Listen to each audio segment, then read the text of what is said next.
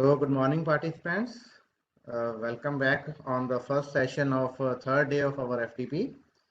So, at the outset, let me thank Dr. Vishal Goel to accepting our invitation and joining us in the session. Before starting the session, I would like to introduce the audience with our today's speaker, that is Dr. Vishal Goel. So, Dr. Vishal Goel, that is professor in Department of Computer Science at Punjab University, Patiala, and with he has a 21 years of teaching and 3 years of software industry experience. His research area are NLP, technology development for differently abled people, and machine learning. Professor Goel is an editor-in-chief for an international journal, Research Cell, an international journal of engineering sciences. He is NAC advisor and visited many colleges for this purpose officially. He is a coordinator for Center for Artificial Intelligence and Data Science at Punjab University, Patiala. He is a coordinator for Research Center for Technological Development for Differently Abled Persons, established in his university. He is the Deputy Director of Center for E-Learning and Teaching Excellence also. He has joined as a coordinator Punjabi Media Center and coordinator Punjabi Computer Help Center too. He is an associate editor of SCI journal TALIP, TALLIP. He has developed many applications that are directly helping the society in making their lives better. He has been awarded Young Scientist Award in 2015 by Punjab Academy of Sciences, 2 times State Award award by Punjab government. He has into his credit 10 copyrighted software, 1 trademark, and 2 patents. He is currently guiding 8 PhD students and 15 students have already been awarded doctorate degree under his supervision. He has guided more than 120 MTech or MPhil students for their major research project. He has already completed projects worth 1 crore rupees and above funded by various ministries of government of India. He recently been sanctioned project on corpus development of Kashmiri, Urdu, Dogri, Pashto, Dari, Balochi and Sindhi languages worth 1.25 crore rupees approximately by the government of India. He has about 80 research publications in various journals of national and international repute, national and international conferences. He has delivered about 100 keynote addresses, inaugural addresses, invited talks in various conferences of national and international repute. He has also recorded 11 video lectures on DBMS at EMRC Patiala as a part of their MHRD project, which was uploaded on CEC website for open access. He was principal investigator of MOOC programs on cyber laws available at SWAYAM portal, and this MOOC program has already been executed 2 times. He has into his credit 6 books published with well-known international publishers. He is coordinator of NPTEL local chapter of Punjab University Patiala. He has organized many conferences and workshops. He is regularly been interviewed by various TV channels and radio partners for their research on NLP and technology development for differently abled persons. He has been offered honorary position of IT consultant at Maharaja Bhupendra Singh Punjab Sports University Patiala. He is IT subject expert in Punjab School Education Board Mohali also. So we have such a dynamic personality with us today, and now I request Dr. Vishal Goel to please address the audience for this session. Over to Dr. Vishal Goel ji. Yeah, thank you, Dr. Joseph, for so long and exhaustive introduction.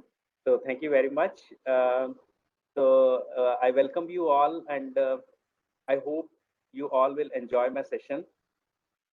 Today, I have divided my session into 2 parts. Rather, if my time allows, I'll divide into 3 parts.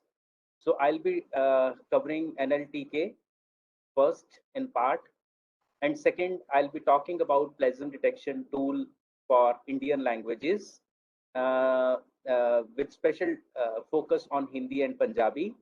And third, I will be talking about the technology that we have developed for differently able people, that is the machine translation system from English to Indian Sign Language synthetic animations. So I'm going to share my screen.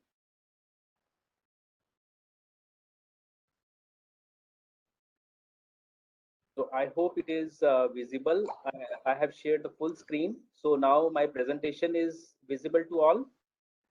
Yes, sir, it is visible, but it is in PPT. It is not in the presentation mode. Yeah. So I'm doing that. Is it Yeah, fine now it now? is okay. Yes. That's great. Okay. So I'm now going to start with the first part of my talk, that is NLP using Python. And in NLP using Python, we have a library NLTK that is very powerful library. And I have I have attended the lecture of Professor C.V. Jawahar and Dr. P.S. Rana as well. So you all know that Dr. C.V. Jawahar has done wonderful research in which speech to speech is there, translation is there. They have touched upon the sign language, gesture to sign language, and the English speaking to gesture based translation as well. And if we recall the talk by the P.S. Rana sir, so he has given us the information about the practical working of the Python and how the machine learning in just 3 lines of the code we can do wonders, right? So similarly, when we are talking about you are doing some NLP tasks, so in NLP you can work in NLP using Python in a very simple way, but simply NLTK library you need to learn. And in NLTK, whatever steps you already have in your mind, they can be done in just writing 1 line of code. So that is very interesting library. So I will be covering most of the commands that you will be using in NLTK. How can you use that? So if you can do the practice in parallel, that will be good. Otherwise, I'll be sharing you this PowerPoint presentation in the form of PDF. So after that also, you can sit in a free time and you can just try all the commands, and really you will enjoy this NLTK. So first I will acknowledge these 3 authors that you are looking on the screen. That is Edward Lauper, Ivan Klein, and Stephen Bird. So they are from the Stanford. So I have taken the content of my presentation from their book with the name Natural Language Processing Using Python. It has been published by the Orally. So the copyrights are with these authors only. I am just using these contents for presentation purpose and for propagating the knowledge to you all, right? So when we are talking about when you want to process NLP using Python, so what are the requirements? First, you need to have the Python installed on your system, so version 2.4 and above. And NLTK, it is a toolkit, that is Natural Language Toolkit version 2.0. Subsequent releases,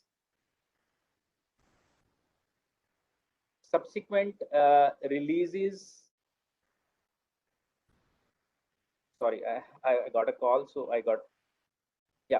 Subsequent releases of NLTK are backward compatible as well. So first we have installed the Python, then we have NLTK. Now third component is NLTK data.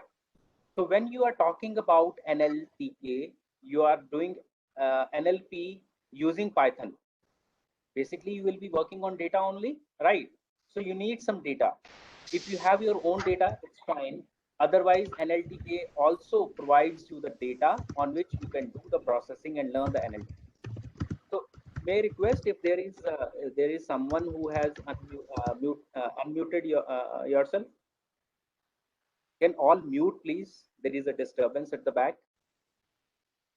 Okay, so NLTK-data. So it means the NLTK library itself is providing lot of data to you on which you can do the experimentation. So NLTK data, this contains the linguistic corpora that are analyzed and processed during this course, right? Then is install this NumPy library as well. So this is a scientific computing library with support for multi-dimensional arrays and linear algebra required for certain probability, tagging, clustering, and classification tasks. Then matplotlib. When you are talking about some plotting of library, plotting of graphs for data visualization tasks, so need this library matplotlib. And this is a 2D plotting library for data visualization and is used in some of the books code samples that produce line graphs and bar charts. So these books code samples means when we are talking about NLTK-data, when you install it, so a lot of data is there related to book code samples. So where the code is generating some graphs and bar charts, so you need to install this matplotlib. Then is NetworkX. This is a library. This is an optional library. This is a library for storing and manipulating network structures consisting of nodes and edges. For visualizing the semantic networks, you may install GraphViz library as well. Another optional library is Proverb 9. So this is an automated theorem prover. So basically you need NumPy, Matplotlib, NLTK data, NLTK, and Python. So these are that can serve your purpose. So now, what is NLTK? It is Natural Language Toolkit. It is an open source library. Can anyone tell me what you mean by open source library? Anyone who can tell me what we mean by open source library?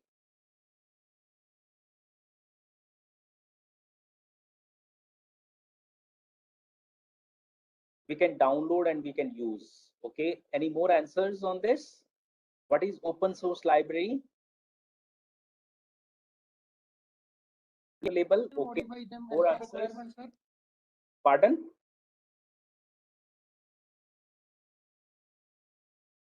We can modify library according to the requirement open source. Okay, yes, you can modify the library as per our requirements. So the source code is also available. No doubt it is freely available. You can download it. Yes, we can extend it according to our requirements. So the code is available with us and we can add our own code. We can add our, yes, it's legal to use as well. Very good. So I mean to say that we can modify the code. We can modify its functionality as per requirements. I'll be coming later that where you people will be requiring to modify it, right? So NLTK includes extensive software, data and documentation, all freely downloadable from the library, from the website nltk.org. So you can visit this library. This is the website. This is very resourceful website. So distributions are provided for Windows, Macintosh, and Unix platforms. NLTK defines an infrastructure that can be used to build NLP programs in Python. It provides basic classes for representing data relevant to natural language processing. First, see, we are talking about basic classes. Then we are talking about standard interfaces for performing tasks such as part of speech tagging, syntactic parsing, and text classification. And then standard implementations for each task that can be combined to solve complex problems. So now we are talking about three components over here: basic classes, standard interfaces, and standard implementations. So NLTK was designed with four primary goals in mind. First is simplicity. How the authors claim that this is providing the simplicity feature to provide an intuitive framework along with substantial building blocks, giving users a practical knowledge of NLP. Now see the red line: without getting bogged down into tedious housekeeping, usually associated with processing annotated language data. Means that you are not writing any code. You are just calling the library, providing the data to it, and it will do your task. So this is the simplicity. Consistency is there, extensibility is there, modularity is there. So we all know the meaning of these concepts. So I can move forward. Computing with languages texts and words, right? So what can we achieve by combining simple programming techniques with large quantities of text? That is the first question we all have in our mind. How can we automatically extract keywords and phrases that sum up the style and content of a text? These are some of the applications of NLP that comes to your mind, and sometimes you have to write long code. Sometimes you are stuck that how can I do, how should I do it? What tools and techniques does the Python programming language provide for such work? And what are some of the interesting challenges of natural language processing? So we all know that it seems simple that we say that, okay, we can do speech to speech processing. We can do we can develop machine translation system. We can develop chatbots, right? But when actually we start implementing it, first is the implementation issue. Second is data issue. That is the biggest issue over here. So these are a lot of challenges, like when we have developed very small code and it's working as well. So the issue is accuracy, right? And secondly, when we dig into the accuracy, then it comes about like some of the words are ambiguous, and how to handle the ambiguous words. Then comes to the question that out of the vocabulary words, how will we handling the out of vocabulary words? So many things are there that are challenges. So how this library can help us in solving, answering and solving all of these problems. So computing with languages, no doubt, we are working with the languages, we are computing with languages, and here we will be talking about text and words. We all are familiar with the text since we read and write it every day. But here we will be treating the text as raw text for the programs we write, programs that manipulate and analyze it in a variety of interesting ways. So whatever text we will be using for our NLTK library, so we will be talking about raw text. Raw text, no doubt it will be a text, we'll be talking about raw data. But before we can do this, we have to get started with the Python interpreter. We need Python interpreter. Open the Python interpreter on your systems. If you are all on your systems, if you have the Python installed on your system, we are assuming that Python is installed on your system, and otherwise please go to this website python.org for downloading and installing the Python. So how many of you have the Python installed on your system?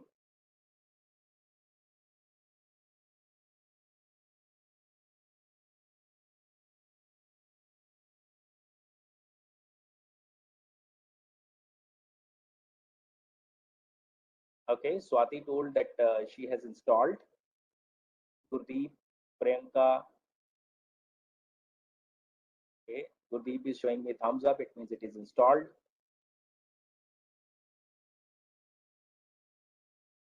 Just give me a sec, please.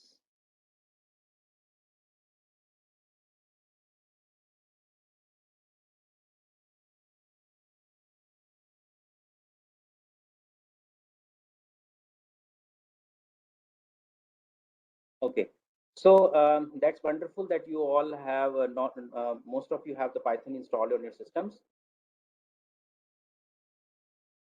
So how can you install the NLTK library? Now, if you have the Python installed on your systems, now we are talking about NLTK. So install NLTK, downloadable for free from nltk.org. Follow the instructions there to download the version required for your platform, because it is available for Windows, Linux, and Macintosh.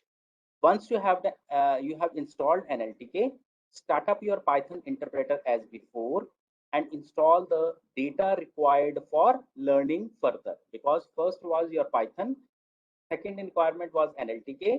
Now third requirement is your NLTK data. So yeah, when you will be writing this first line of code, import NLTK, right? Because you have installed the NLTK toolkit.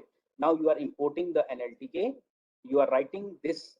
This is the you are writing on the Python interpreter. Then you are writing NLTK dot download. NLTK dot download, right? So when you will be clicking on NLTK download, so this type of you look at this So you look at this portion, right, in which here this type of interface will be opened over here. Here you can select the option of this book, right? Select the book option and click on the download button. So this download button.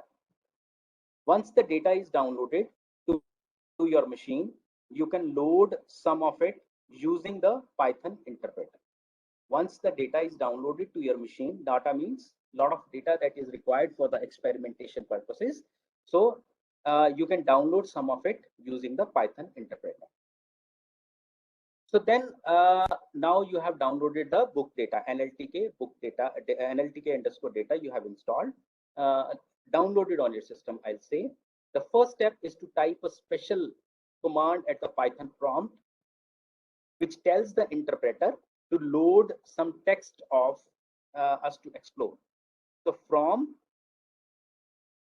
where you want to import, from NLTK dot book, and third component is import asterisk. Asterisk means import everything.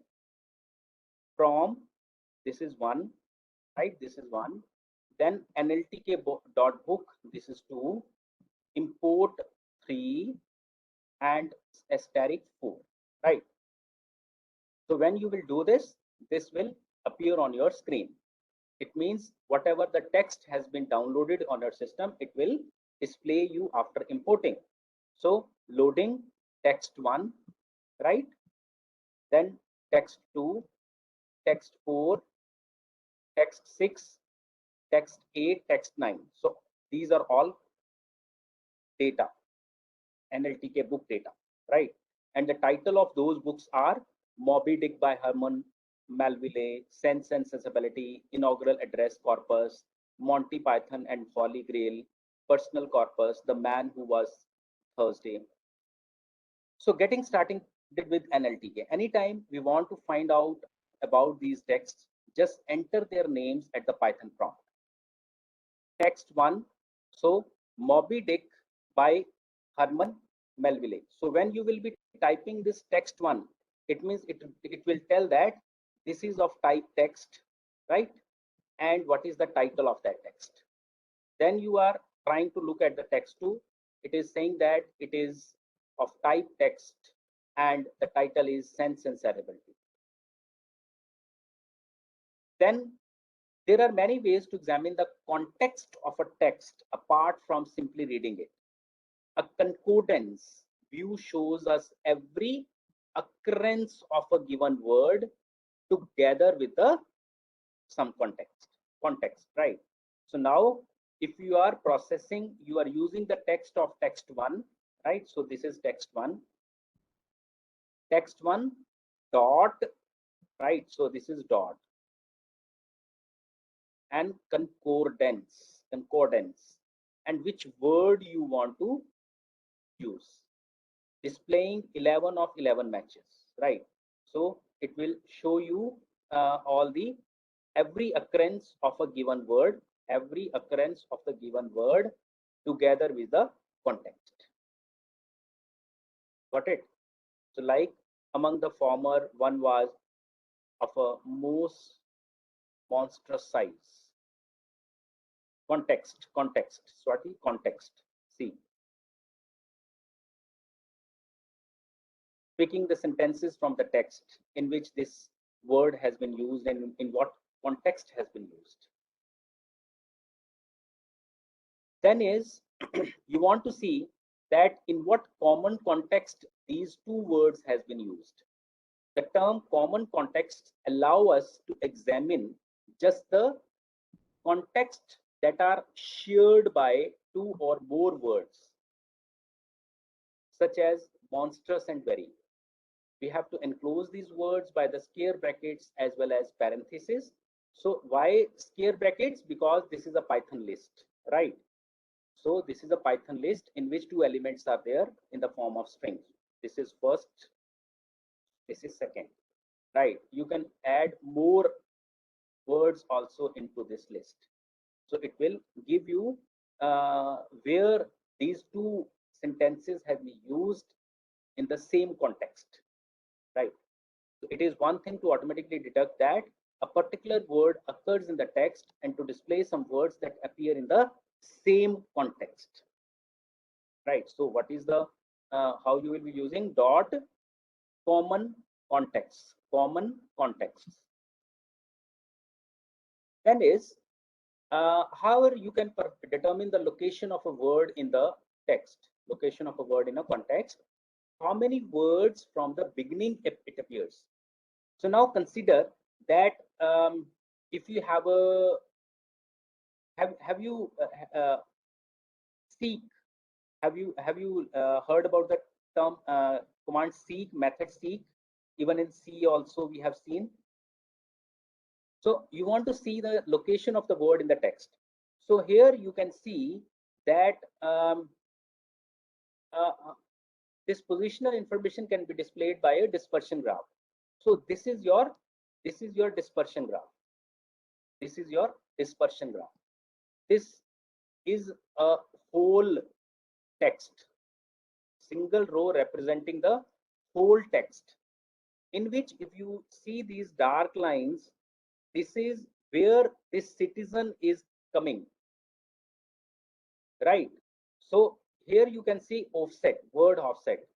Word offset means it is the beginning of the text, it is the end of the text, right? So from 0 to 20,000, 20,000 to 40,000, 40 to 60, 60 to 80. So in this way, it will go like this. So if it is occurring at the 5th position, so suppose it is coming over here. If it is occurring at 20,000th location as well, so it will be coming over here. So you can see citizens is coming at number of places in the text.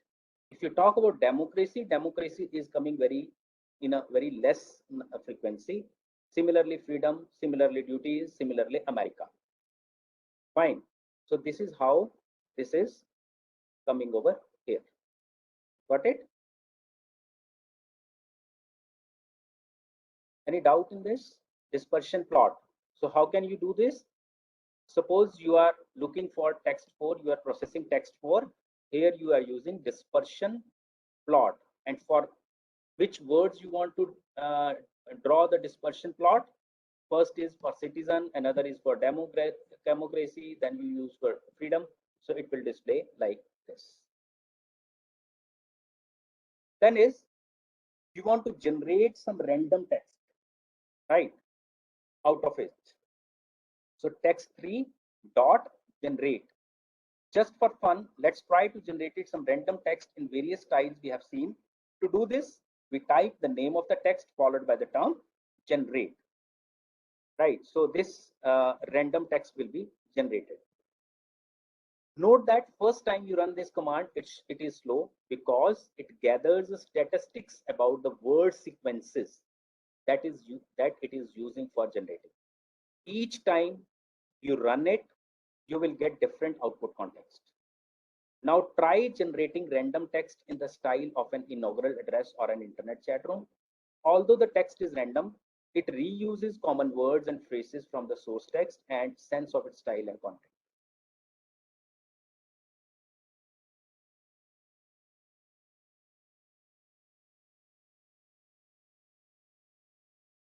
Now, next is counting vocabulary. Let's begin by finding out. Yeah, Neeraj, can you tell me what you want to ask?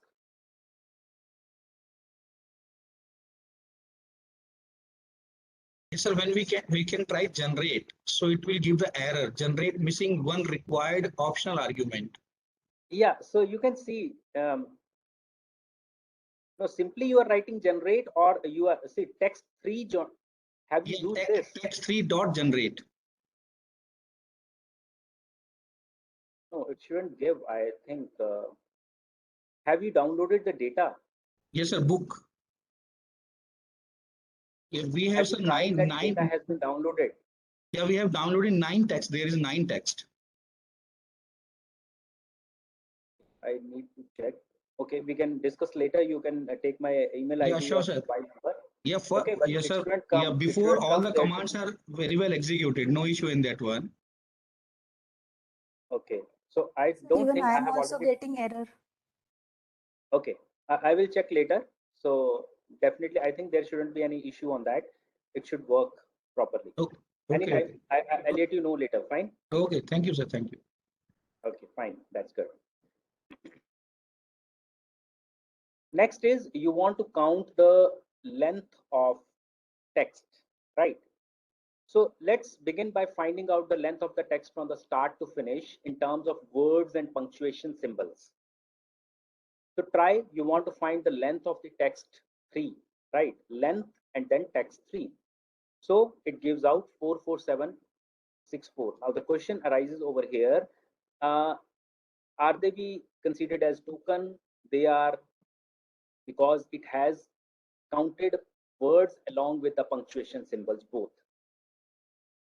Now, what is vocabulary? Vocabulary of a text is just a set of tokens it uses. So we are talking about a term set. You all know about the set theory. So in a set, all duplicates are collapsed together. Okay, so we do not have any duplicate elements into the set. Now you try with set text of 3, right? So length of set of text 3. Now you can see the difference over here. When you are using length, it is giving you this figure. If you are using length of set of this, it is giving you this figure. So it means this book has only these much distinct words or word types.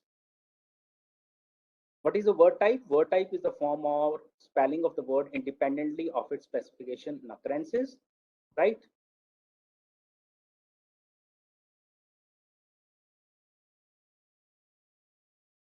Word considered as a unique item of vocabulary. So out of 2789, we can say it also includes punctuation symbols as well. So that's why these are types instead of word types. So crux over here is, first you have learned about length, then you have learned about set, right? And even you can do the sorting as well. So then enclose it in sorted. Then following shows us that each word is used 16 times on average. How? From when you are using some floating point numbers in division, from underscore future underscore, then import division. So I guess it may work for you if you have the latest Python version. So you may try to skip this command and then try as well. So how it is doing? Length of text 3 divided by length of set of text 3. It is saying that on average each word is used 16 times. So you want to see that how much, what is the contribution of SMOD, what is the contribution of A in the whole text 4. So first what you are doing is text 4 dot count how many times A is coming in this text. Text 4 dot count A divided by length of text 4. Length of text 4. So it comes out to be 1.46%. In whole text, 1.46% is the occurrence of A. Using short names instead of complete Python code.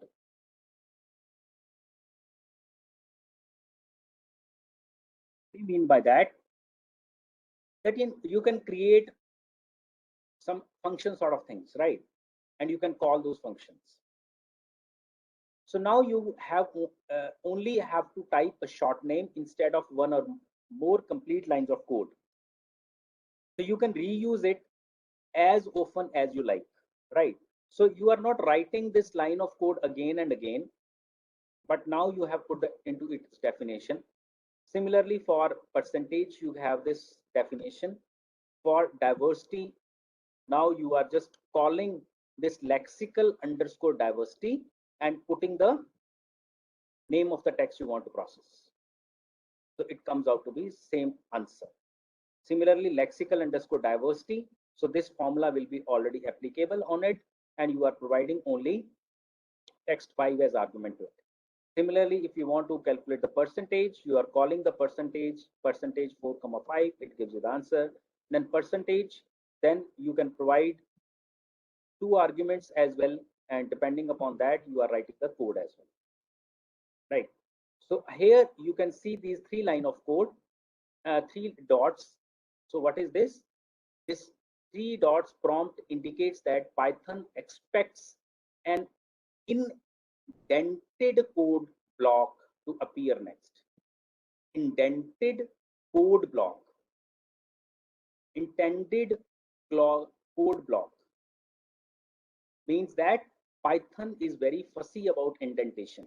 If you are not following the indentation, it is not able to understand that this is the part of this code. Like in function, we are writing 3 lines of code, so we have to put the tab over there. Any doubt till now? Next is, what is text? At one level, it is a sequence of symbols on a page such as this one, right? At another level, it is a sequence of chapters made of sequence of sections where each section is a sequence of paragraphs and so on. However, for our purposes, we will think of text as nothing more than a sequence of words and punctuation, right? So we all know about list in Python. So this is sent1, and this is how the list is defined in Python, in which square brackets we are writing the elements of that list by comma separated. So this is list in Python. We have kept the name as sent1. We can inspect it by typing the name sent1. When you have written sent1, it has displayed the list to you. You can ask for the length of that list, length of sent1, it is giving you the 4 elements in it. We can even apply our own lexical diversity function to it. Lexical diversity we have already defined in the last slide. So you are providing this sent1 as argument to it. So it has provided 1, that on average 1 word is coming, right? So now you can concatenate 2 lists as well. So this is your first list, this is your second list, and this is the resultant of that concatenation operator plus. Then you can write 2 lists in a way. You have defined one list as sent1, another list as sent1, sent4. So you are concatenating by putting plus. So this is concatenation. So what if we want to add a single item to the list? This is known as appending, right? So sent1 dot append, and whatever element you want to append. So it comes out to be here. Then indexing lists, like we can pick first element, 173rd element, or 14,278th element word in the printed text. So you need to mention the index over here. So it is mentioned that we are mentioning index. So it will be giving you that word. You want to find the index of the particular word, you can write text for dot index awaken. So it will give you 173. You can have the range as well. It is known as slicing in Python, right? Right, it is slicing. So starting figure, ending figure. So it will provide you only that range of words. You can have, you want to display sent0 because it is starting from 0, sent9, it is the 10th element. To try to provide 10 as the index, which is the 11th element. So it is list index out of range. Right, so this is all again slicing, right? 5th, 6th, and 7th, like 6th, 7th, and 8th word. If you are not providing anything, right, it is starting from 0 up to 3 elements. So similarly, 1 to 9, second element to the 10th element. So in this way, this is all slicing. Now you have another type of list we have defined over here. So this is variable and expression, right? We all know about it. I will not go into much into details. You can do the sorting as well over here. You can see here they have picked some of the elements and assigned to this variable noun underscore phrase. Now noun underscore phrase is consisting of Bold, Sir, and Robin. Right? You can see over here M.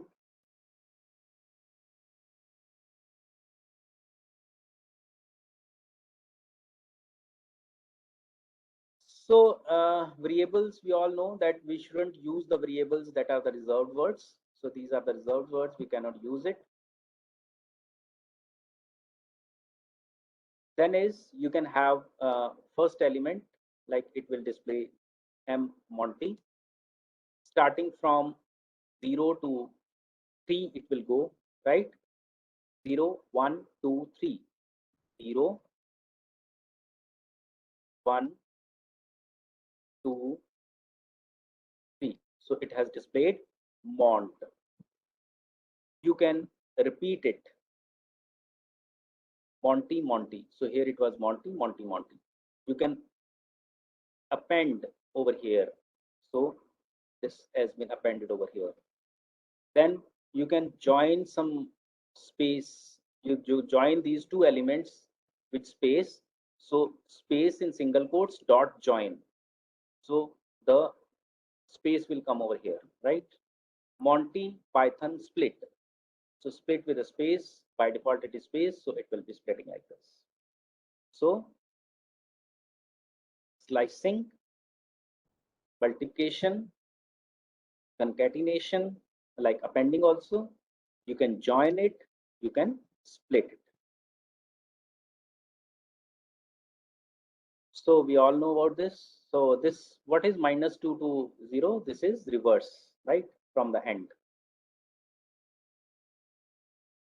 Okay, now frequency distribution, we all know, we have all seen in our lower school classes, right? So this is frequency distribution. This is frequency distribution. We want to find the frequency of the words. So how can we do that? FREQDIST, frequdist, right? So this is the variable. This is, we have called FREQDIST, and this is test one, what text you want to provide to it, right? So this is vocabulary one, FDIST1 dot keys, right?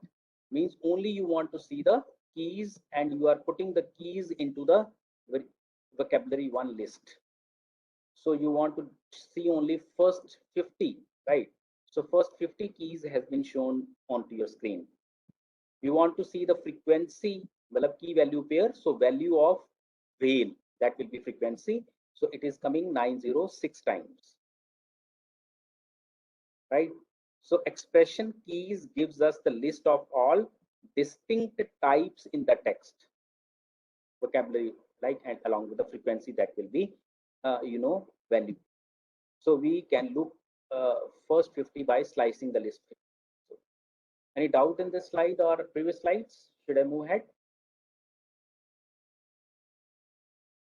Then cumulative frequency plot.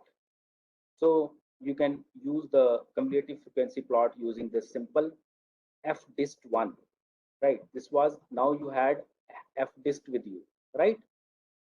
Now FDIST1 dot plot, and then you are writing 50. So this is, you can see over here 50, and cumulative equal to true, so that it is a cumulative frequency. Yeah, Dilshad, can you please ask your question?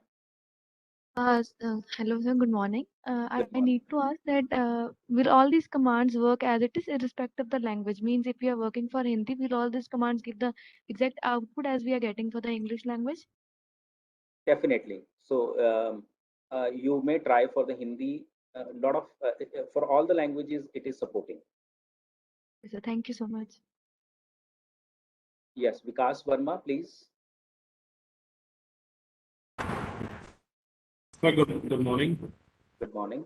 So actually, my inquiry was if we wish to work in for Punjabi as such, we do have to follow the case regarding INLTK rather than NLTK. And the biggest challenge that we have been facing is that whenever we need to import certain libraries, we need to be very fussy regarding the Python version. And most of the people they have worked regarding the same using the Python version of 1.3.1. And this is obsolete and nobody is using it. Neither it is available on the resource also. So can you give any advice that how we should be carrying up our work if we want to work regarding Punjabi? No, Exclusively, I have I have worked for one of my MTech student has downloaded Man Ki Baat full, for Punjabi and Hindi full corpus from there, and we have tried the full library on it, so it was working perfectly fine. okay. Sure, sir. I'll search for it. Thank you, sir. Yeah, you please try. I will share that code as well, whatever we have written for Man Ki Baat, so you people can try on that. Sure, sir. Thanks a lot. Thank you, sir. Okay, next is if the frequent words don't help us, how about the words that occur only once? So these are known as apexes. List of those words that are coming only once. So you can have fdist1 dot apexes. This list contains this. Then is fine grained selection of words. So I think you all can recall. You all can recall the set theory, right? You all have studied in your school times. So what is this? You are selecting all the words, right? That word belongs to vocabulary, and there is some condition that has been imposed on this word, right? So W for W in V if it is satisfying this condition, some Python expression, right? So let's see. Now we are filtering out all those words W for W in V, W in V if length of W is greater than 15. If length is greater than 15. So this is your Python expression. Fine. Just a second.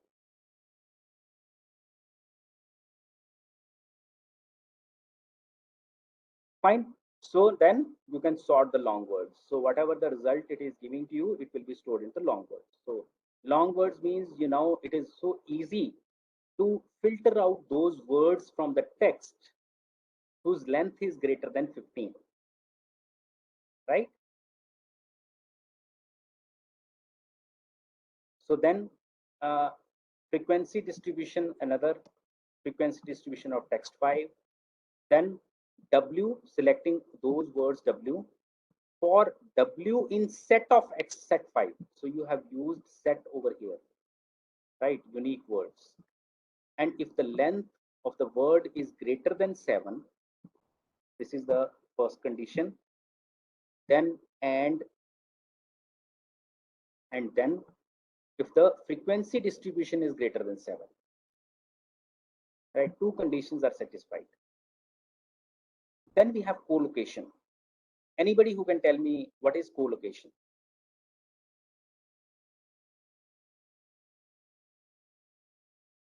Anyone can unmute and speak, please. What is co-location?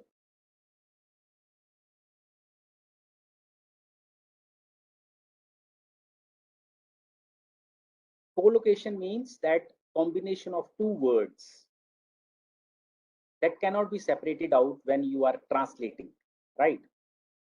Like red wine, it's a combination of two words that is having specific meaning.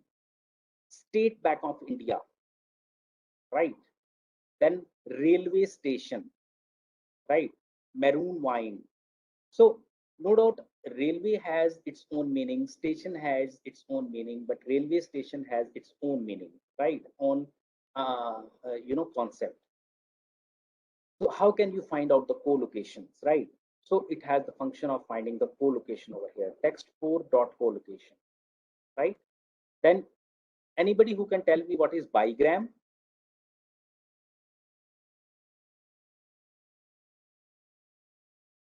So what is bigram? Yeah, please. Yeah, two-word sequence. Sequence of two words, right? If we can say we are making a window of two, right? So One if more I'm thing. writing, Sir, is co-location and co-occurrence is the same? co-occurrence, no. Co-occurrence is different term. Co-location is a different term. Okay. Okay. So now, if we talk about bigram, so we start with unigram, bigram, trigram, 4-gram, 5-gram, 6 grams means if I'm saying n-gram, right? Vikas Verma, it's fine, it's n-gram. So we are talking about I am a boy, right? If we talk about unigrams, I is first unigram, am is another unigram, a is a unigram, gram is a unigram. I am a boy, right? Then bigram, I am, it is one bigram. Am a, second bigram. A boy, third bigram. Trigram, I am a, it is a first trigram. We don't have another bigram. Trigram, 4 gram is I am a boy. There is no 5-gram. Able to understand what we mean by n-grams, unigram, bigram, trigram, and 4 grams. So now you are providing some list to this, and it will be returning you the bigrams, and in which you are providing list. So more is said than done. So here we see the pair of words than done is a bigram. We write it in Python as this. So now co-locations are essentially just frequent bigrams, except that we want to pay more attention to the cases that involve rare words. In particular, we want to find the bigrams that occur more often than we would expect based on the frequency of the individual list. So this is their algorithm that is happening. So text4 dot co-location. So it will provide you the co-location, all the co-locations that are present in this text4, right? The co-locations that emerge are very specific to the genre of the text. If you talk about the sports category, if you talk about the computer science, if you talk about the economics, so the co-locations will be different. Counting words is useful, but we can count other things too, right? So for example, we can look at the distribution of the word lengths in the text. How can we do that?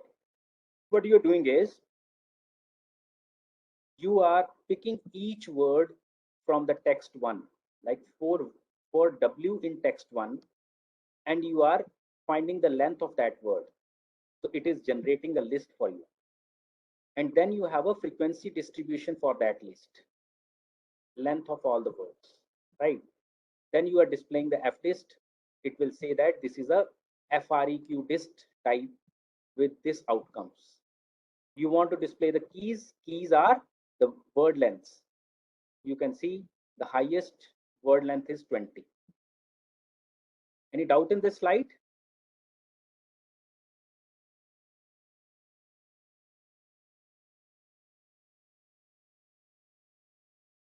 Okay, can we have the break for 5 minutes? Exactly at 10:05 we'll be back.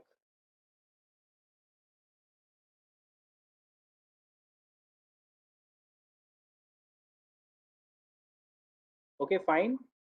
Should we take the break? Okay, so we are taking break for 5 minutes. I'm coming back within 5 minutes. Hello? Sir, we couldn't able to hear your voice. Yeah, wait please. There is some technical issue, I think, on the side. Okay, sir. Okay, fine. Okay, I'm back now. Can we start again? Sure, sir. Sure, we can continue. Oh, okay. So anybody having any question Before continuing, I can start. Yes, please.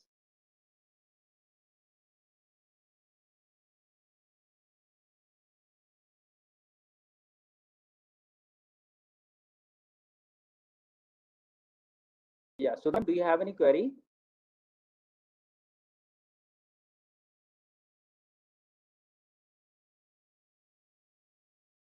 Okay. Sir, okay, no query, sir. Okay, fine. It's okay. Yeah, yes, sir. No query means two things. One, you are not able to understand, or you are able to understand properly. Yes, sir, I could able to understand. Since my domain is an image processing, but I could able to understand. Thank you, so nice of you. Yes, sir. So that's it. Okay, nice. It's very clear, Okay. sir. We have no doubts. Thank you. Oh, great. Thank you very much. Okay, so counting other things. So we have already talked about what counted. Now we have found the length of the words that are there. Now we are talking about we have fdist already. We have list with us, right? And now dot items. So whatever the items are there in that, we are listing down over here. So can anybody tell me what is the data type fdist is of? What is the data type of fdist? Fastly write down in your chats. What is the data type of fdist?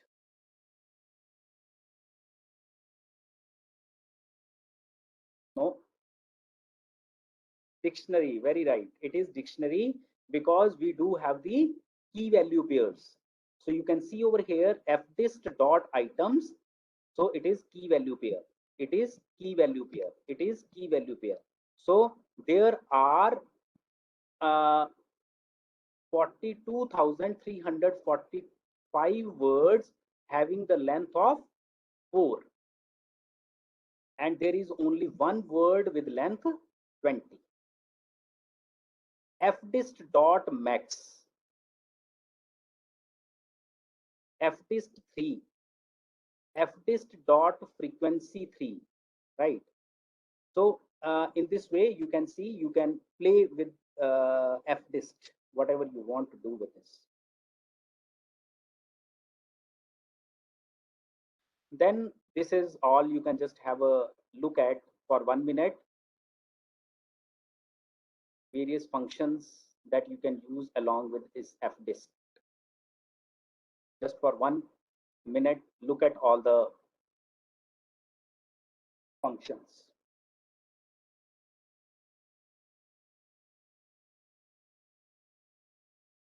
Okay, fine. So next is making, yeah, I was not speaking. I have given you 1 minute to just look at that screen. Okay, then we are talking about relational operators, right?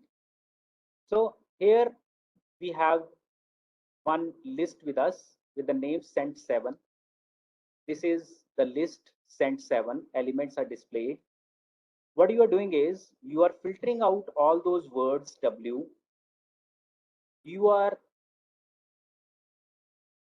reading all the words from this list, and you are putting this condition over here. It is picking all those words from this list whose length is less than 4, right? Then less than equal to 4, then equal to 4, not equal to 4, right? So this is a common pattern. W for W in text if condition. So then you can have corresponding to S dot starts with S dot ends with T. So S is lower. So on string you can apply all these. Starts with, ends with, T in S is lower, is upper, is alphanumeric, is digit, is title.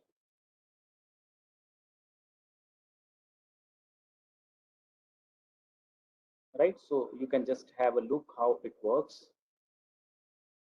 Here this condition has been put over here. Here this is another condition. Here it is the another function that has been used over here. Here this is the another condition that has been used.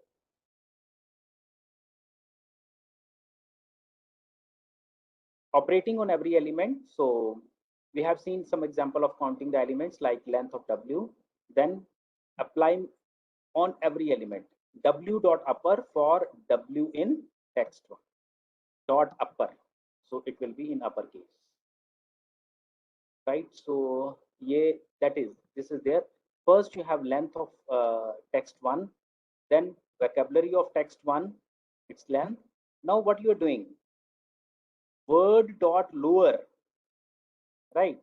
So you can see the difference over here. Got it is the same thing, but here now we have lowered case all, and then we are finding. So some of those goes away. Then if you look at only alphabetic and waving off, keeping off non-alphabetic, so it comes out to be 1697. So it goes down to this, and it goes down to this. It goes down to this. Any doubt in this? First we have simple length, then we have the vocabulary, then we are lowering all the words in lower casing, and then further we are filtering out only the alphabetic. We all know about the nesting. So here, this is what you need to take care of that, right? So you are putting if condition, and here colon is required, and then you have a tab over here. So this is 4, and this is part of this, right? So this is all simple looping condition in which you have the for loop, if condition, if, elif, and else, right? I'm not going much into details because you all are computer savvy people, programming, you know, so just giving you a glimpse of these. If, elif, else, for, loop, if condition. So this is again the example of 4. Tricky word sorted, whatever result has been given, then for word in tricky print word, simple. Okay, anybody who can tell me what is word sense disambiguation? What is word sense disambiguation? Unmute yourself and let me know.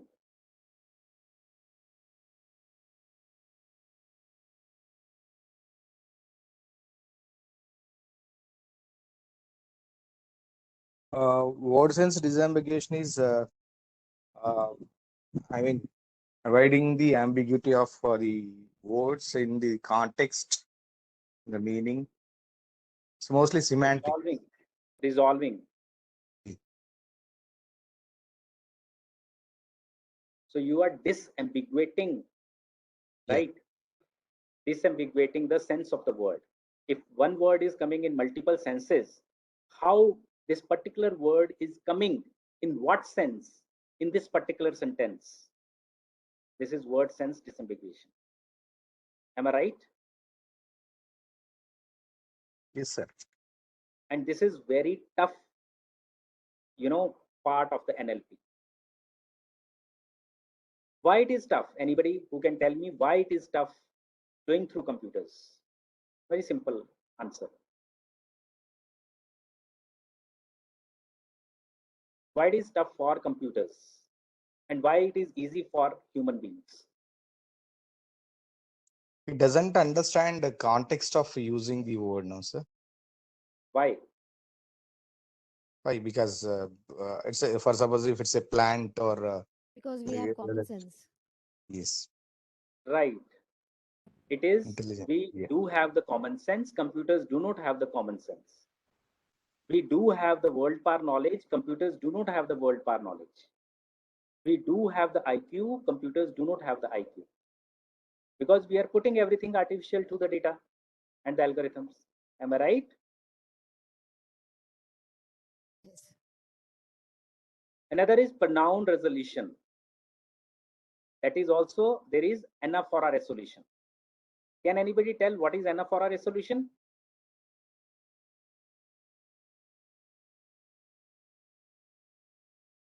Resolving this, that his, according to the context, it has to find out that which subject it is talking about. It basically I'm saying deals that with the ambiguity. thieves stole the painting. The thieves stole the paintings. They were subsequently sold. Now they is referring to the thieves or referring to the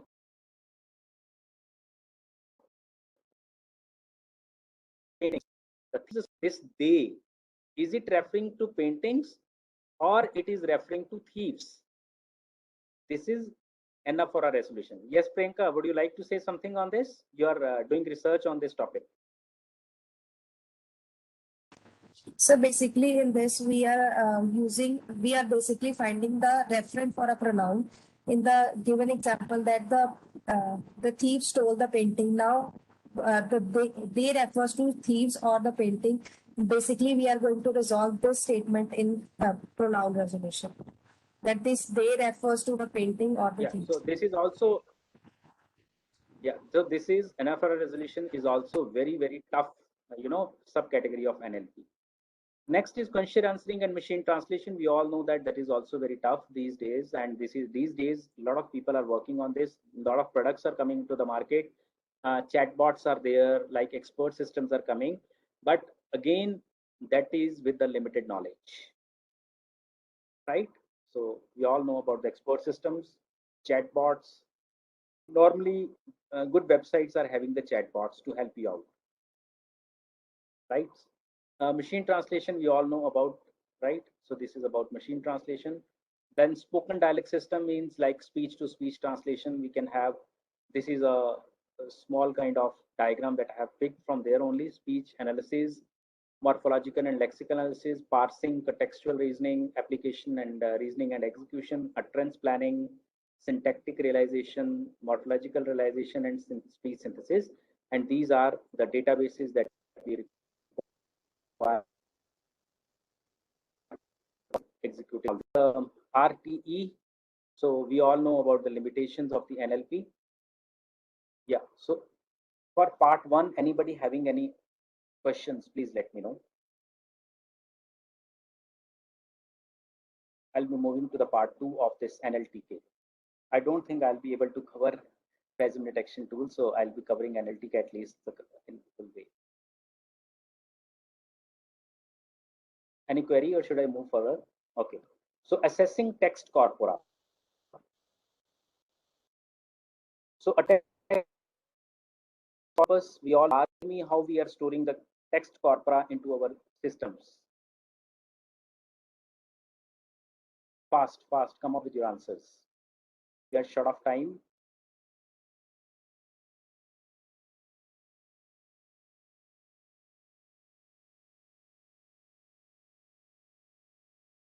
Text corpus is a large body of text, right?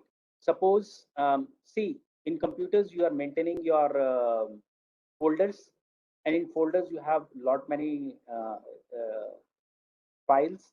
So here you can correlate with that. You have a folder with the name Hindi corpus. In that folder you have kept lot of txt files, right, or any other category. Put the text into those files, right? So this is a text corpora, right? You have a lot of text that is there in Hindi, right? So NLTK underscore data you have already downloaded. Lot of corpus you have downloaded. First is Gutenberg corpus, what you have downloaded. So this is available on this. It includes a small selection of text from the project Gutenberg Electronic Text Archive, which contains some 25,000 free electronic books. It is available on this website as well. So how you can do is import NLTK.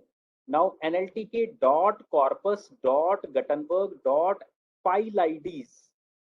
This is file IDs. Whatever the files are there, so it will display all the file IDs, file names to you. Right, you are picking the words from this particular file So you are storing in the any variable EMA. So NLTK dot corpus dot Gutenberg dot words and name of the file.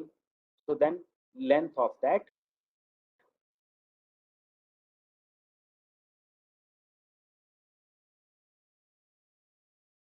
variable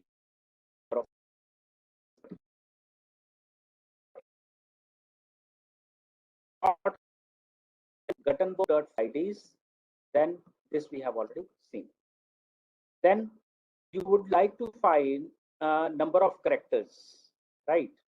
What you are doing is, this is your outer loop you have written for, you are picking every file that is available in Gutenberg for file ID in Gutenberg.file IDs. It is picking each file ID one by one. You are finding number of characters that is available in this particular file, words in this file, number of sentences in this particular file. So when you are talking about characters, it is raw. When you are talking about words, it is words. When you are talking about cents, it is cents. And if you want to find the number, so you are enclosing it in length. Okay. So you are, this is the formula for num underscore vocabulary. So you are first for W Gutenberg word file ID and set W dot lower. First you are lower casing, then you are finding the unique words, and then you are finding the length. So it is your vocabulary. And then you can perform any kind of, these are three functions that has been used over here. First is num underscore characters, num underscore words, num underscore sentences. And you are finding the average word length by using this average sentence length, number of times each vocabulary item appears in the text, or average like diversity. So these are the formulas for this.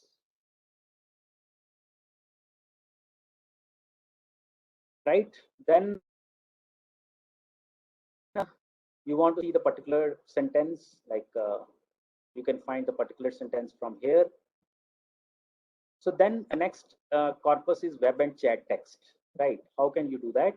From nltk.corpus import web chat, import web chat. Then again for file ID in web text dot file IDs. You are printing the file ID along with the raw with some slicing. Then you have the another is the chat, nps underscore chat, but its structure is different. So it will be accessed like this: nps underscore chat dot posts and the name of the file. You can directly access 1, 2, 3 as well, right? So here you can see how it has been done. Contains 706 posts gathered from 2006.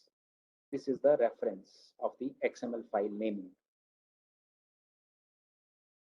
Then this is the brown corpus, in which they have different files coming under different categories or genres, and this is the description.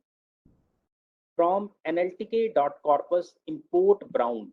So here importing brown dot categories. You want to see what categories are there in the brown corpus. Adventure is there, editorial, fiction, government, hobbies, humor, learned, lore, mystery, news, religion, reviews, romance, science fiction. So these are the categories corresponding to the files, right? Then brown dot words, category is equal to news. So you get the words. You have the file ID you can give to this dot words. Then sentences corresponding to the categories of news, editorial, and reviews. Because this is separate kind of brown corpus, and its structure is also different, in which categories are also there. So we have seen three type of corpus with three different structures. So we have seen import brown dot words, category is equal to news. Then you can apply the frequency distribution over here. Then you can concatenate also. You can find the frequency distribution corresponding to each word as well. So we have already done. We are just applying all those functions that we have learned earlier in part 1 on the corpus. And the only part is that how to access the corpus. Then conditional frequency distribution we have already done, right? Another type of corpus is Reuters. Reuters categories, Reuters dot categories. Here Reuters dot categories, right? So file IDs in Barley. File ID is in Barley and Corn, right?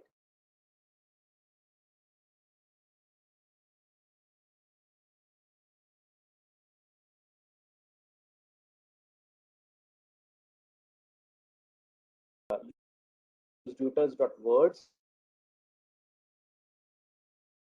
and address corpus.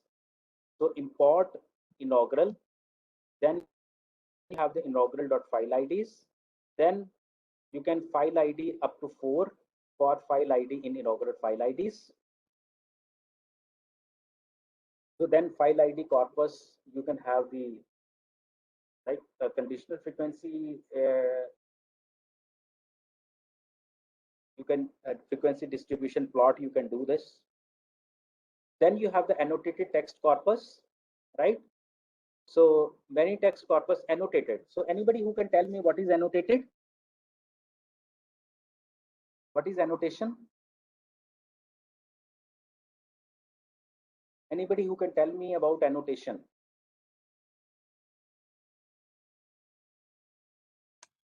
Label. So Yes, adding please speak out. something extra into the.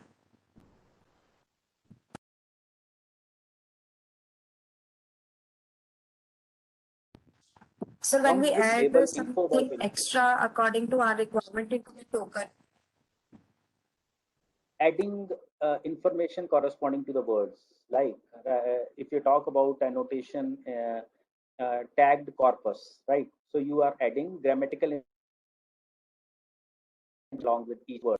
This is pronoun, right? This is named entity. So if you are talking about named entity, so yeah, part of speech tags. Very good. So similarly, we can have the named entity tags as well, that this is a location, this is an organization, this is the name of a person. So in this way we have. Okay, so similarly, you have the corpora in other languages available with the NLTK data as well. So this is how you can just have a look on this, that how you can access the corpus available in other languages.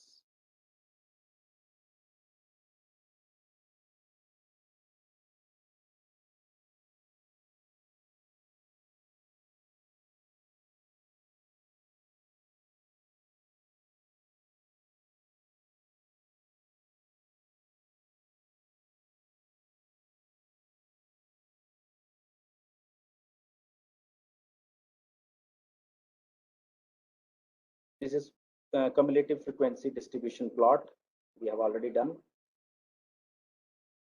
So we have already done 4 type of corpus that we have seen earlier. First was the isolated one.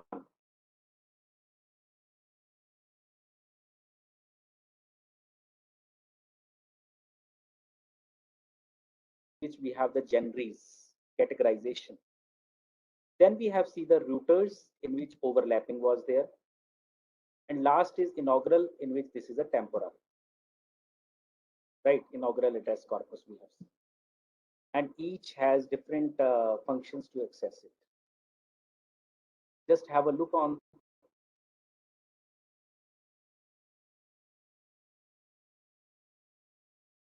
this. Look at this slide.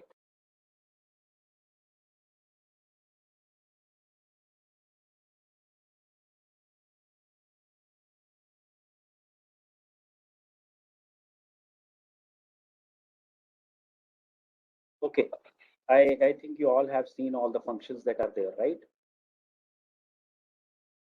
Any doubt?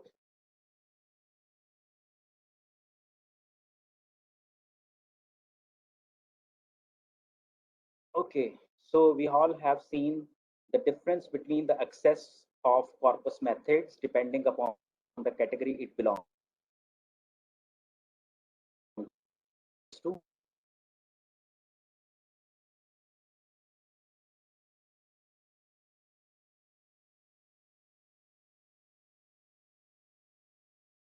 Now we're talking about the data you have downloaded. Now I want to use my own corpus to work on. So this is how you can import your own corpus. As I have talked to that we have downloaded the Mann Ki Baat. It is available in I think many languages. So we have downloaded for Hindi and Punjabi and English. So we have one folder Mann Ki Baat in which we have the text files with us, right? So how can you do that? If you have your own collection of text files that you would like to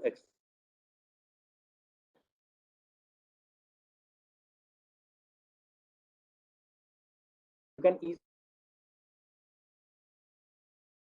is plain text copy. Check the files on your system in the following example. For example, the directory path is this, right? If you're using this is corpus underscore root. And second parameter, so let's look at it. From nltk.corpus import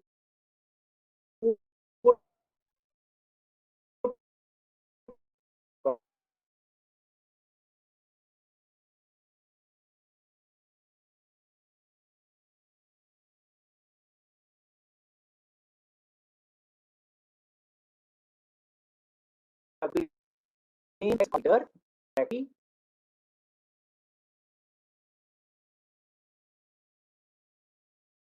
then the fees. Sir मैं talk चाहूँ बस 11 बजे call करना पड़ेगा ठीक है so then wordlist.words connectives is one of the file is there so it has read and provided all the files. Any doubt in it or anybody who has tried it?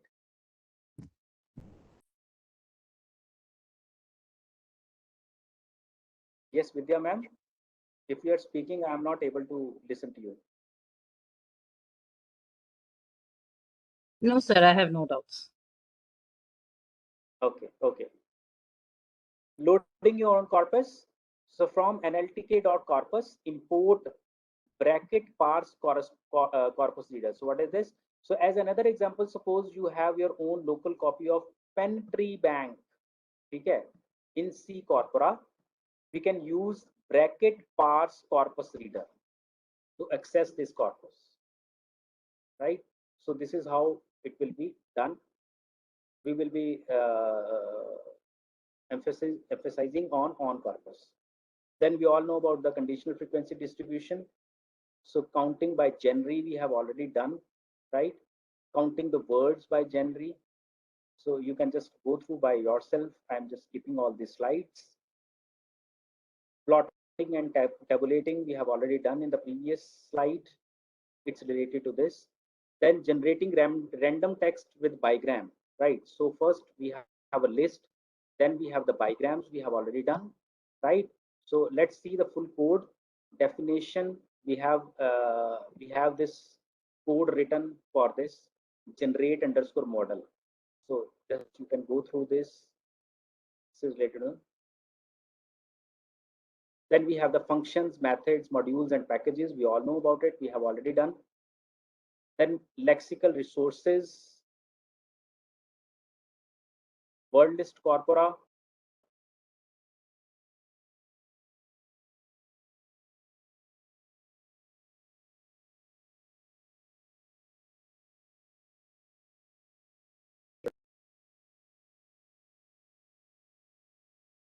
WordNet. This is a just concept. WordNet is also available. So directly you can access the WordNet, Sysnet from this library.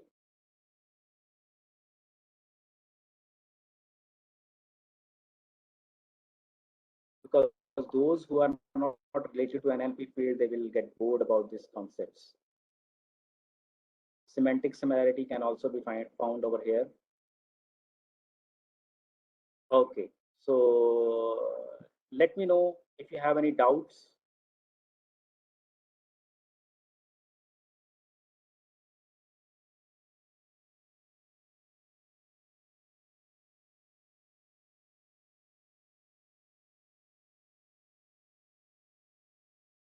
Okay, so second part I will be quickly covering is detection tool for Indian language documents with special focus on Punjabi and Hindi. So I guess you all know about the Turnitin and the Urkund. The new name is Original. So that you people are using for checking the plagiarism among your research papers. So we have developed plagiarism detection tools, similar kind of that.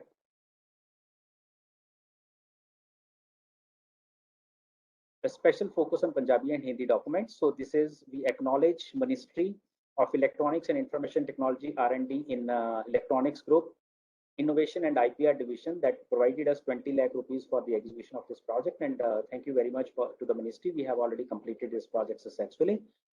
So these are some of the, I will be moving very fast because I want to show you some of the things that the architecture, what we have used. So this is all introduction. Why people presage you all know. It is easy to write papers by looking at the internet. These are some of the tools that are available online for detection repository and can say by paraphrasing it or as such. These are some of the open source tools and commercial products. Some of the AI based plagiarism detection tools are there. So this is how we can reduce by awareing the people. This is the comparison chart of existing plagiarism detection tools. These are some of the applications of the plagiarism detection tool. If we talk about the detecting the plagiarism manually, that is very cumbersome. So these are the aims. So I'm coming Turnitin software. This is what the Turnitin software has given to us when we have used Punjabi or Hindi documents into it. This is Authenticate screen. This is Original now. Yeah, this is the screenshot of our own system that we have developed, Shodh Mapak, and this has been trademarked as well, copyrighted as well. This is the Urkund sample report, and this is what it has expected when we have given some Punjabi text to it. It is not finding any plagiarism, it is reporting 0% to us. This is what we have taken, and still it is giving 9%. It is what has been expected by the Urkund because it is not able to extract the text out of the PDF file what we have given. These are some of the cases in which our Urkund is giving, Original is giving 0%, our Shodh Mapak is giving 32%. You can see the comparison on the screen, red and green percentage.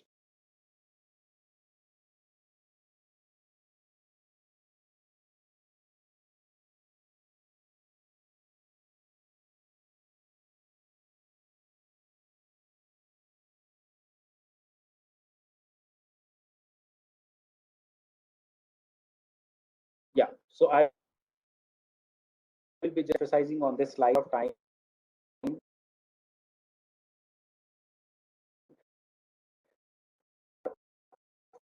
With the Unicode, like the students may type their thesis in non-Unicode font. Anybody who can tell me what is Unicode font and non-Unicode font?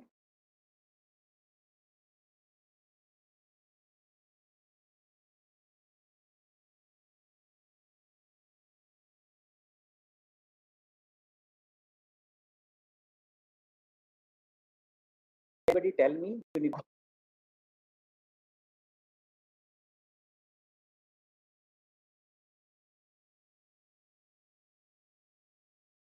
Am I audible to all?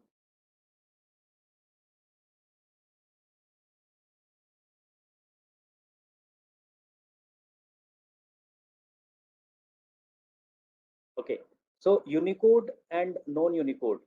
So Unicode, non-Unicode means if you talk about Hindi language, so if we are typing in Kruti Dev font, it is non-Unicode font. If you go to some typist outside the campus, so they will be typing suppose in Kruti Dev font. You have taken that material in your pen drive, and then you are coming to your home, and you are just copying that material in your computers. And if that computers does not have, the Kruti font installed on the systems, you will be able to see junk characters on your screen, and you will not be able to read the Hindi that has been typed by your typist. But if you have typed in the Unicode font, Unicode means like Mangal is there for Hindi. So if you have typed that, so then you can say that this is a Unicode font, and you can take this text anywhere. You need not to install this Unicode font specifically, and automatically we'll be able to see Hindi text on your desktops, PCs, and all laptops. Stop word removal. Whenever we are finding the plasm, so we do not need to compare hai, he, ka, ke, ki, and all. So is, are, am. So so it means these are the stop words that are irrelevant for finding the plasm. Sometimes they are paraphrasing their text, they are taking the existing text from somewhere, and they are putting the inflected words over there. So we used to take the input text into the base text by converting all the inflected words into the stem. And then if someone has done the synonym replacement also, we also take care of that. We have some standard synonyms with us. So we have taken our repository to the synonym, base synonyms, and here also base synonyms. Then part of speech tagging, we are putting document indexing we are doing. Then we are building the n-grams. N-gram comparison is there, similarity score is calculated. So here, these are the databases that are required, and this is the beauty of our system, that we are, what we are doing is, we do have verticals. So if we have developed for Hindi and Punjabi, so this vertical is for Hindi, this vertical is for Punjabi. Suppose if you want to work for Tamil language, Udiya, Dogri, Kashmiri, Konkani, so you can just provide us this vertical, and this system will be ready to work for that. We are working for the stemming rules also. We are finding the similarity using the internet and online documents as well. So anybody having any doubt in this architecture?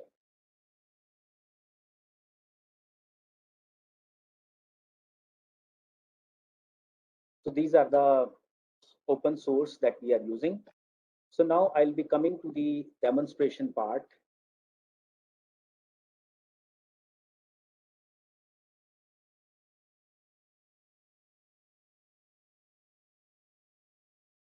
This is this shodhmapak.co.in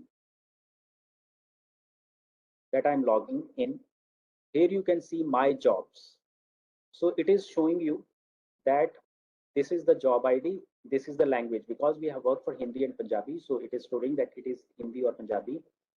This is the title of the file that has been submitted, when it was submitted, when this has completed the functionality, it is processing or it is finished. What are the keywords that has been extracted by my system from this document to compare from the internet?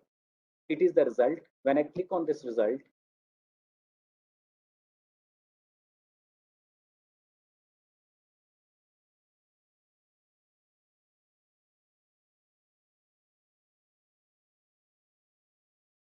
just wait.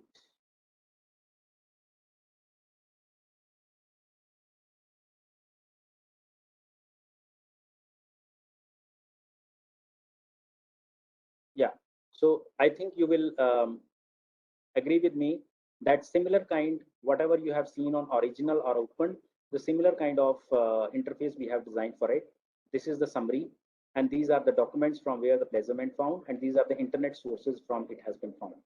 So when I click, so similarly, it is showing me that 6.8% from here.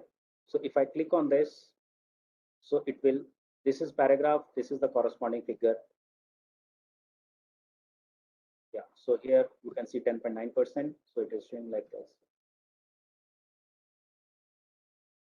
So this is the report that is, so a lot of tools we have developed: Stammer, Text Cleaner, New Text Cleaner, Punjabi Unicode, Hindi Unicode, Stop Remover, Final Output, N-grams, Keyboard, PDF Reader, and OCR characters.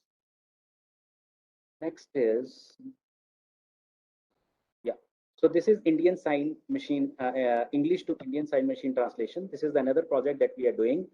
This is about, you all have seen the announcements that is happening on the railway stations. So there is no system of displaying the announcements on the railway station for deaf people because they cannot hear, right? So we are developing this.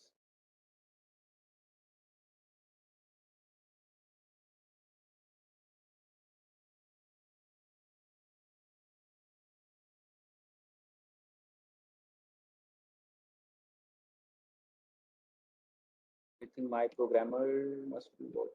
Okay, login.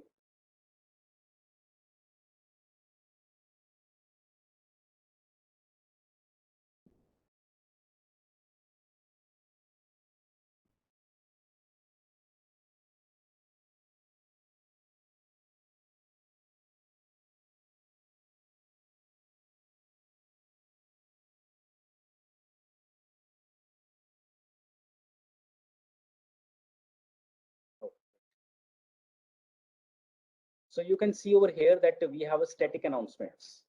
In static announcements, you can see we have incorporated, this is a avatar. All the languages are there: Hindi, Odia, Malayalam, Assamese, Bengali, Tamil, Telugu, Manipuri, Kannada, and all. So I'll be talking about English. So it will display the list of English materials. Inflammable materials are prohibited. Now I click on play. Look at the avatar. Now you concentrate on avatar.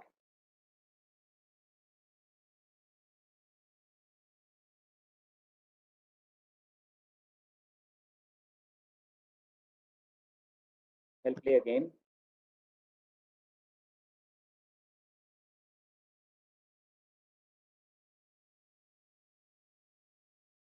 Another example.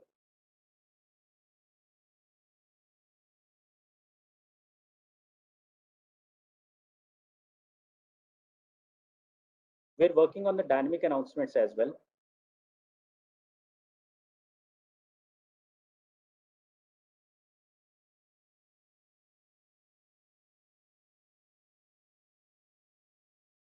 Okay, Ji, thank you very much. I tried to cover all my 3 components in a very short time and a fast way. So thank you. I stopped sharing the screen now. Now the question answers are open for question answering session if anybody having. Thank you, Dr. Vishal. Thank you very much. So any question from the audience? Anything you want to ask from sir? Sir, I have one small doubt in the plagiarism, the tool you have developed. So it's really nice that we have an indigenous tool for plagiarism. Sir, is it a language dependent or independent, sir? It is independent. We need to have language vertical, like whatever the language resources we require. So we can plug into it and it will start working. Yeah, my doubt is, for suppose some context is written in Tamil, but you are checking in Punjabi. The text is same, but in different languages. Will it also consider the cross-language platforms? No. So that, see, still lot of research problems are open corresponding to it. First is cross-language, even language translation, like translated material is also plagiarized. Suppose someone is submitting in Punjabi, but that is available in Hindi, cross language, that is still open. Even if you visualize the documents in which related to references, related to endnotes, related to technical terms, related to definitions. So no plagiarism detection tool is there that is taking care of these, considering all. So one of my PhD students, Ritesh with Pabreja, is also working on it and improving the system further, incorporating all these things. You're interested in, sir, we'll reach out to you. Yeah. So I really welcome anybody who wants to collaborate. So I always welcome the researchers. Thank you. Thank you, sir.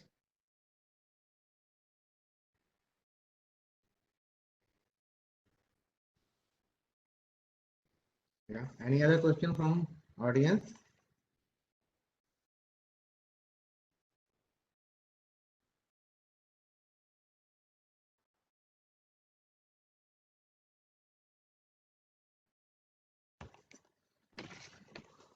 Okay, thank you, Dr. Vishal, for this hands-on session. I personally like such session which allows you to try your hand on something. Such sessions are very helpful in increasing the level of knowledge among the participants, and also the plagiarism tool that you have developed is very useful in curbing the problem of plagiarism in Indian languages particularly, because plagiarism is just like a disease. So that get undetected for the Indian languages, but with your tool, now it is possible to find out the plagiarized content in the Indian languages also. And thank you once again for introducing such a tool with the audience. And thanks for joining this session. Thank you very much. Okay, Dr. Joseph, thank you very much. Take care. Bye-bye. Bye to all.